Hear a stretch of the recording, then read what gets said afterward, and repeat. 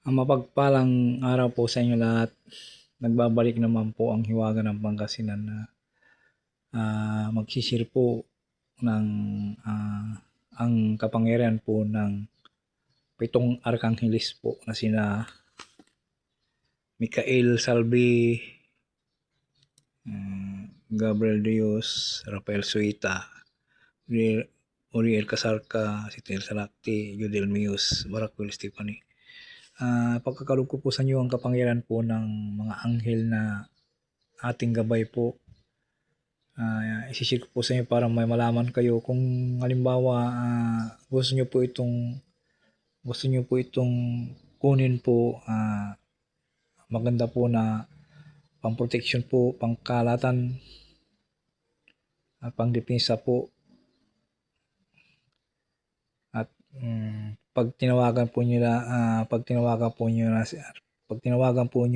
sila sa mga oras ng kapanganiban po o kagipitan po ay darating po sila. Ang kapangyarihan po ng 7 Arkangheles po ay napakabisa po.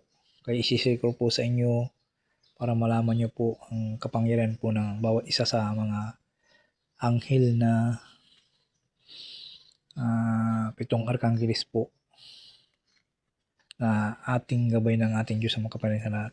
Ang mga alalay po niya na sinugo ng Diyos ang makapangyarihan sa lahat.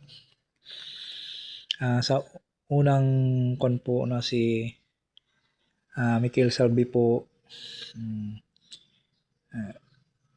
ito ang panawag sa unang anghel po. Unang anghel po para ligtas sa sakuna. Ito po maganda pong tanganin nyo po. Kunin nyo po itong kon po para ligtas po sa sakuna lahat. Kahit saan kayo pumunta ay ligtas po kayo. Narito po ang orasyon po. Kay Michael Salvi. Isto mi Baltius it damihi pursiso it in Dio mori po. Usalin po lamang sa inyong isipan po at ipo sa inyong dibdib bago po kayo malis ng bahay para ligtas po kayo sa lahat ng kapanganiban, sa disgrasya, kapamakan. Kunin niyo po itong orasyon ni San Michael Salvi po. Araw ng Lunes po. Maraming salamat po sa panunod po.